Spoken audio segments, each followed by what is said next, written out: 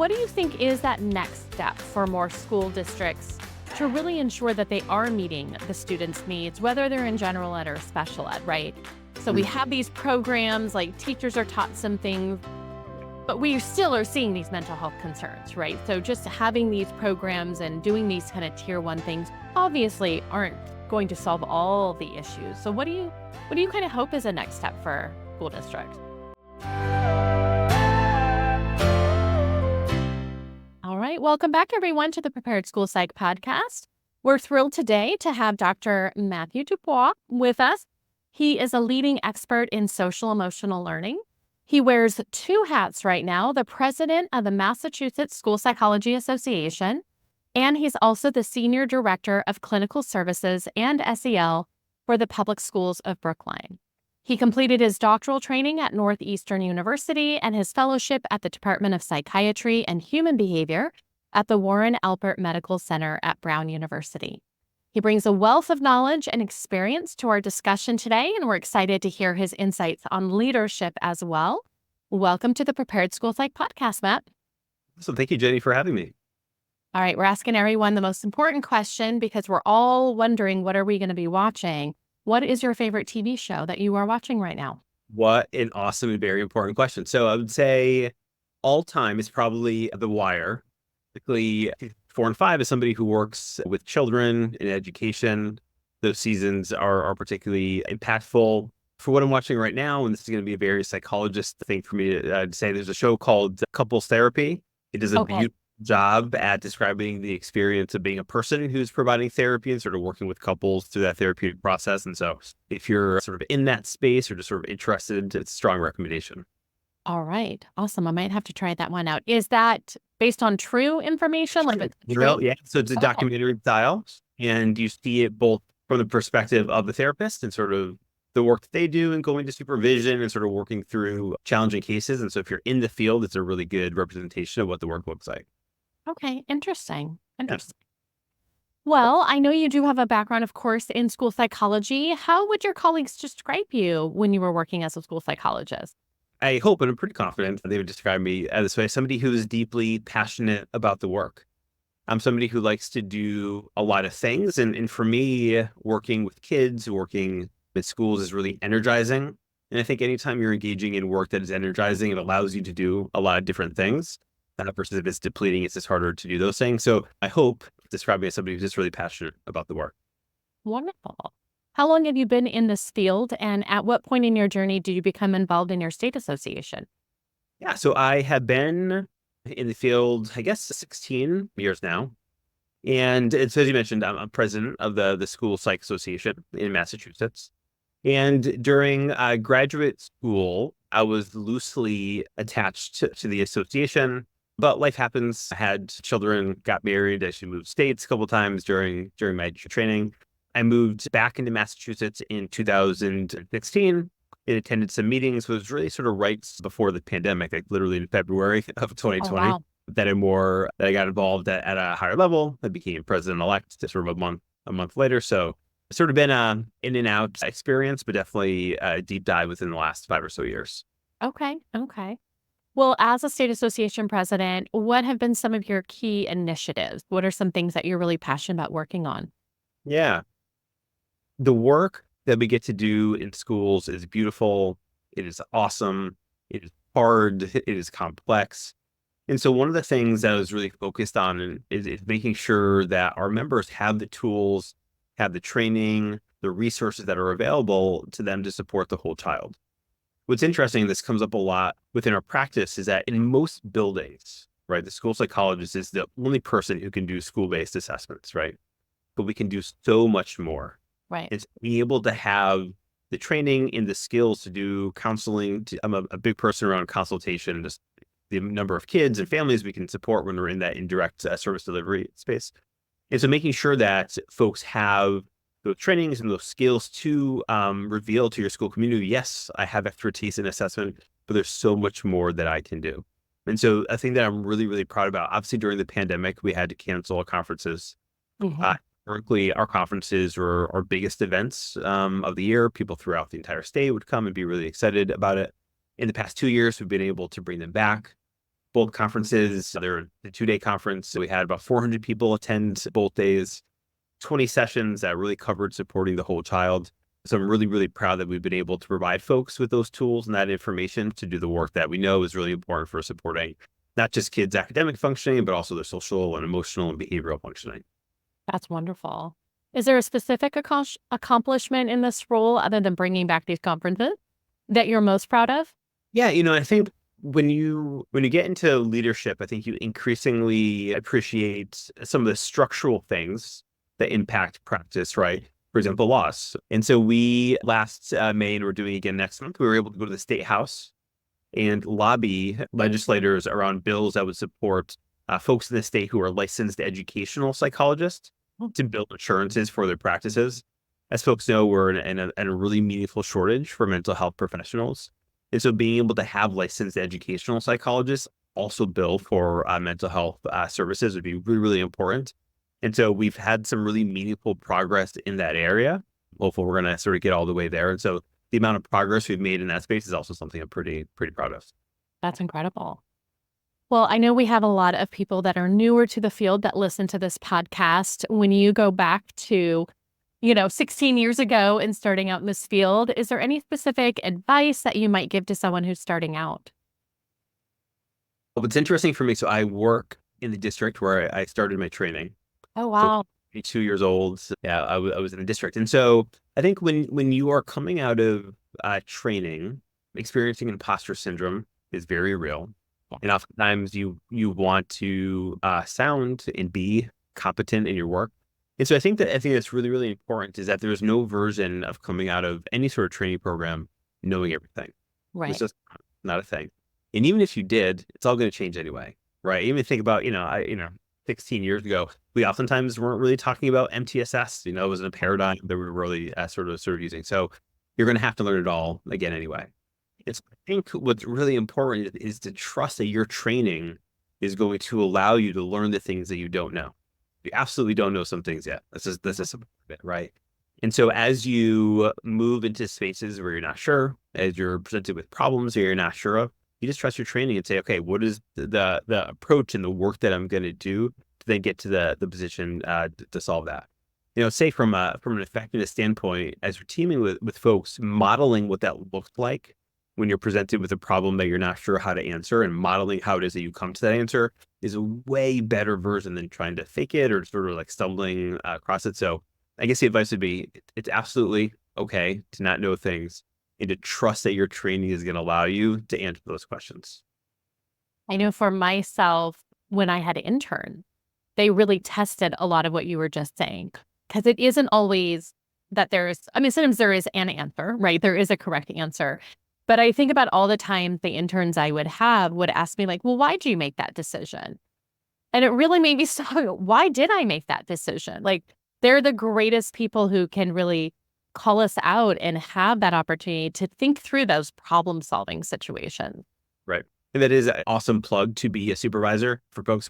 None of us got here without really good supervision. That was an important part of it. And for that, I think when you are a supervisor, it's sort of a nice benefit of that. It puts you in that learning mind forever, which I think is really good for your practice. Well, I know a lot of school psychologists want to become more involved, but it's obviously a time commitment. You're a director and a state association president, and you have kids. So how do you manage your time and make it all work? You have to be really muscular with your organization. A lot of school psychologists have really strong executive functioning skills, so you have to lean heavily on those. I think it's really important that you know what you really love and you know what you're really passionate about. I was going to say it's easy. It's not easy. It's easier to do a bunch of things that you're really passionate about, that you Yeah. really love, right? And of course, in all of our lives, there's things that you don't want to do that you have to do, right? That's obviously part of being a person. But I think it's easy to say, well, I don't know if I have time for that. I think one way to see it is, well, let's see, let's sort of try it out, right? Mhm. Certainly if folks are interested in becoming associated with their state association, going to meetings, Mhm. starting in a committee and sort of trying like that. I'm not sure if I have enough time. Let's just see how it works out. And you might find that it's actually incredibly fulfilling and Mhm. fulfilling in a way that, yeah, it's more time, but it feels so good that it's absolutely worth doing that. And so, again, it's all busy. It's a lot easier when you're busy doing things that are impactful, that are meaningful to you, that you're feeling effective in. And so absolutely hard, but sometimes you just don't know until you know. So trying different things out, I think is important. Well, and you had mentioned before too, school psychologists, obviously we are assessment specialists, right? We know a lot about that, but there's so many more things that we do have the capability of doing. And I think for many school psychologists who are kind of in those districts that really just have you testing and writing reports and holding meetings, sometimes this is like an outlet for a lot of school Yeah. psychologists, right? To be able to, like you said, like join a committee, maybe not join the assessment committee, right? Join a committee that maybe looks at SEL or something else that you're very passionate about that maybe you don't get to focus in on day to day in your job. Yeah, the networking piece of it is huge. I work immediately outside of Boston. A lot of school districts near us are relatively large, so it's uncommon that you'd be the only school psychologist in your district. So usually you have some good social support there, right? But in the western part of the state, it's really common that you're just the only school psychologist in the entire district, right? And so we get a lot of that. We get a lot of members too. That's a tremendous amount of social support that you're also getting just being with other people who just get it, who, sort of explain what a school psychologist is to them. And so really as a protective buffer, as a helping support belonging, absolutely. It's a really good strategy for that. Well, is there anything else specific that you'd like to share or promote about your state association? Yeah, I think like all state associations, it's a volunteer organization. But for us, what we really appreciate, the more folks who participate in it, the lighter the work is and more impactful the work is, right? We have a really strong board. We have a really strong executive board. I'm really proud of the work that we do. And what we really want to be thoughtful about is that the work and the things that we are, because time is limited, right? We're trying to prioritize things all the time. And it's really helpful if those priorities are set by the full population of school psychologists throughout the state. The more folks who are participating in that, who are completing surveys, who are coming to board meetings, that's what really allows us to tailor that rather than it just being sort of 40 or 50. Okay, based on our experience, we think this is what folks think is or more. And so wherever you are, having some involvement in your state association is going to directly involve the work that you're doing and could also potentially impact the work that other folks are doing as well. Hey everyone, just a quick minute of your time to tell you about something coming up. Summer Boot Camp 2024 has been scheduled, and we are looking forward to seeing you virtually from July 8th through the 19th. If you are new to Summer Boot Camp, it is 2 weeks of professional development with some Q&A sessions to help answer all of your lingering questions. Whether you're starting your internship this fall, your first year in this field, or your 20th year, we have sessions for you. This summer, I am unveiling my IEP report card, a way for you to self-reflect and determine what is working and what areas are in need of some growth. We have resources all over the IEP report card, and to help you with those areas in need of growth, we have 12, yes, 12 professional development sessions over 2 weeks. Now, if you can't make the sessions live because you're actually going to enjoy your summer, no worries as we record everything.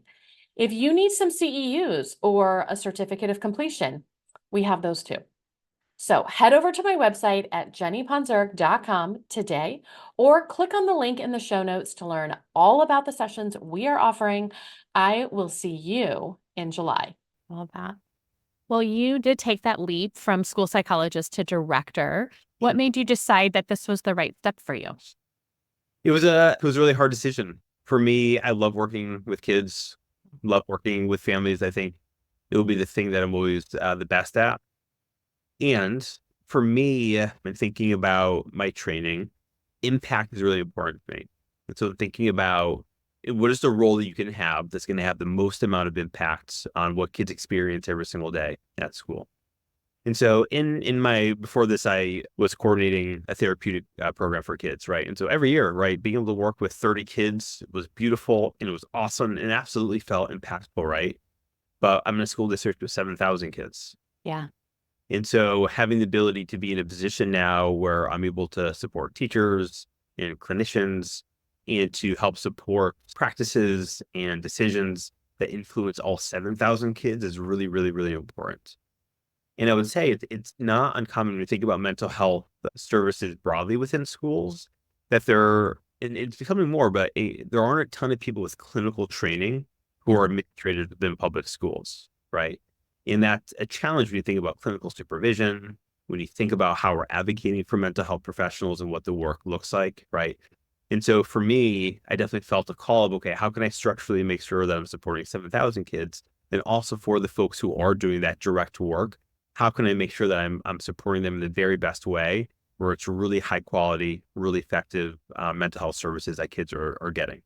What's interesting, and I'm definitely not the first person to say this or to experience it. It's not uncommon, in schools will say things. We're a school, we're not a mental health center. The reality is, for a very long time, schools have been the primary place where kids are accessing mental health services. And so we sort of are the mental health center for our kids, right? And so being really thoughtful about those prevention-based services that we're providing kids, being really thoughtful how we can make sure that all kids are accessing those protective experiences that we know are so essential for development, and then making sure that when challenges arise, they're getting really, really good mental health care.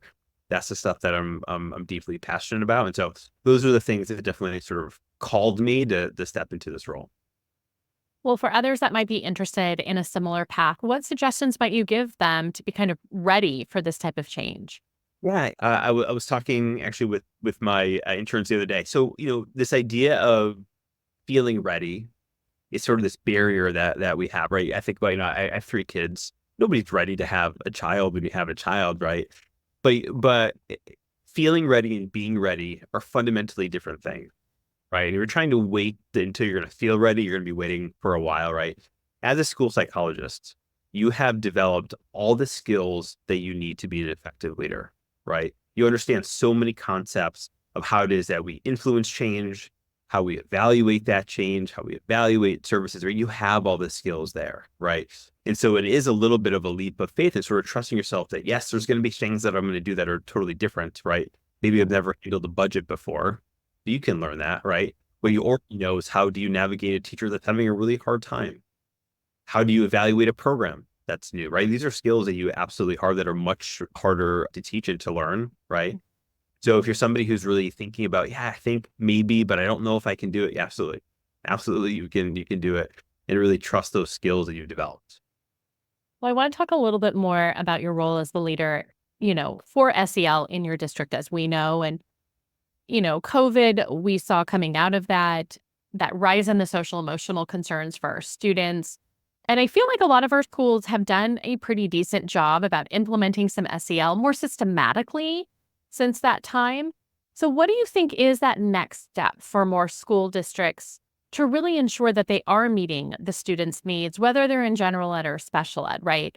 So, we have these programs, like teachers are taught some things, Yeah. but we still are seeing these mental health concerns, right? So, just having these programs and doing these kind of tier one things obviously aren't going to solve all the issues. So, what do you kind of hope is a next step for school districts? I think, what is interesting, this is a thing that I think about a lot and thing that I talk about a lot, is that so many of the quote unquote solutions to sort of the challenges that we're in right now are things that we've always known, right? So I think about MTSS, right? We've always known for a really long time that focusing on tier one promotion and prevention is incredibly important, right? We've always known that when kids need a little bit more, having those targeted tier 2 supports are really, really effective. And then when more increasingly significant challenges emerge, then we've really good sort of tier 3 supports, right? What was interesting for me in my work on March 12th, 2020, I sat on a panel around the youth mental health crisis. Wow. The next day, everything shut down. Yeah. And so these are conversations that we've understood for a very, very long time. It's not as if things were great. They were wonderful, and the pandemic hit, right? So these are conversations that we've had for at least a decade, right? When you look at the research, right? What the last 4 years have done is that you cannot pretend as though a kid's psychological and emotional readiness for instruction impacts their ability to access that instruction, right? It was really common, I would say, up until the last couple of years that we really weren't interested in kids' mental health until it was an issue. Mm-hmm. Now, right, I think it's really important that, and increasingly I'm seeing this really deep interest of not just thinking about social emotional learning as this thing that makes kids feel good or that prevents them from feeling badly, but really as this tool to help support engagement. This Mm-hmm. to make sure that as we're presenting really good instruction to kids, they're psychologically and emotionally available for that instruction, right? And so for me, I think a really important goal for us right now is that we're not siloing social emotional learning, right? They were thinking, oh yeah, maybe 30 minutes a week, I'll teach that second step lesson, right? And we won't touch it again. Right. But this idea that we are embedding this into every single thing that we do with children, because we know this is what the condition, this is what creates the conditions for the most amount of learning to happen, right? And for me, what I'll say often, even if you're somebody, I'll hear a lot, I'm not a social worker. I don't really know, that world of social emotional learning. If your goal is to teach the most amount of math in a semester, if your goal is to teach the most amount of science in a semester, right? Your goal is not necessarily to present that instruction. It's so that when you're presenting that instruction, the prefrontal cortex is on, right? So Mm-hmm. these strategies of doing a welcoming routine, of having kids do a quick mindfulness activity, being really structured in group work, right? All this stuff, right, is meant to help advance kids' brains. So when you're presenting instruction, they're going to be able to learn, right? And so for us, really thinking deeply about what those prevention-based services are looking like. And then, yes, our community partnerships are really, really important, but also thinking about the training and support that we have for clinicians. So when challenges arise, kids are getting really, really robust, culturally affirming, high quality mental health care at school. That's incredible. That's incredible. Wow. I wish that upon all of our schools, right? Yeah. To really Yeah. have that next step. And I do work with a lot of teachers who feel like they just checked it off. Like you said, I did that second step lesson. Therefore, we've done this SEL thing, right? It's like with so many parts of education, even when we think about working with our English learners, it's not like we only work on these things during our designated ELD time, right? These are things that have to be embedded. Right. And that's a lot for Yeah. teachers to constantly be pulling all these things into Yeah. their classroom. What's interesting, again, I have a very specific lens, right? I'm trained as a clinical and school psychologist, right? That's oftentimes how I approach this work. But, when we ask any educator, any parent, any guardian, right? Do you want to have your child meet really high expectations?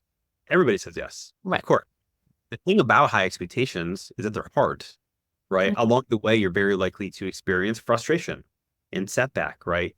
We actually want our kids to experience some challenges, right? Experiencing some setbacks, really, really important, right? We want to make sure that when kids enter those spaces, they have really, really strong social and emotional skills available to them so that, well, I'm done. I'm not going to keep on going, right? And that's why we have to explicitly teach students these skills, about why we need to prompt kids those skills. What's coming up a lot within schools, and this is really important, is the idea of school belonging and why that's really Mhm. important for kids' wellness, right?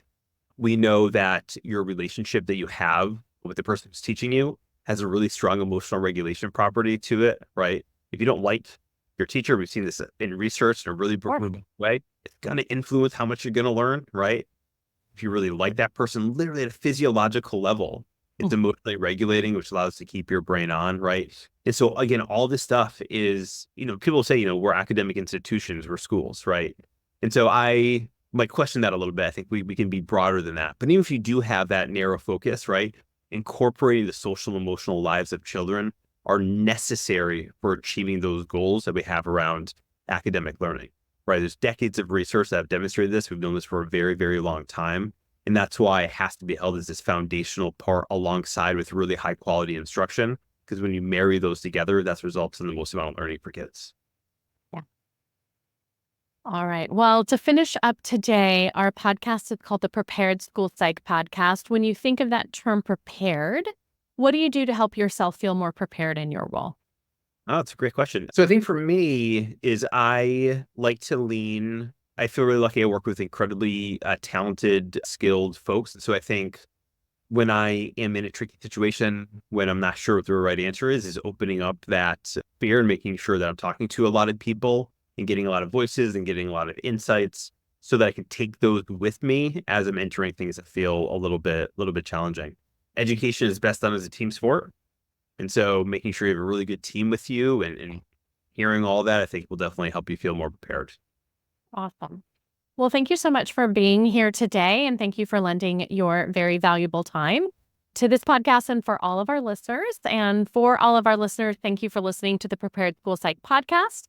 Through collaboration and knowledge exchange, we can cultivate a brighter and more successful future for all of our students. Until next time, keep fostering those positive learning environments. Thank you. Thank you. That concludes another episode of the Prepared School Psych podcast. And I hope today's discussion equipped you not just with knowledge, but also the confidence to take action. Remember, every conversation we have and every resource we share builds a bridge towards a more inclusive and empowering learning landscape for our students. If you enjoyed this episode, be sure to subscribe to the podcast for more insightful conversations and resources to support your journey. Share this podcast with colleagues. We would love it if you would also rate and review the podcast. Thank you for tuning in.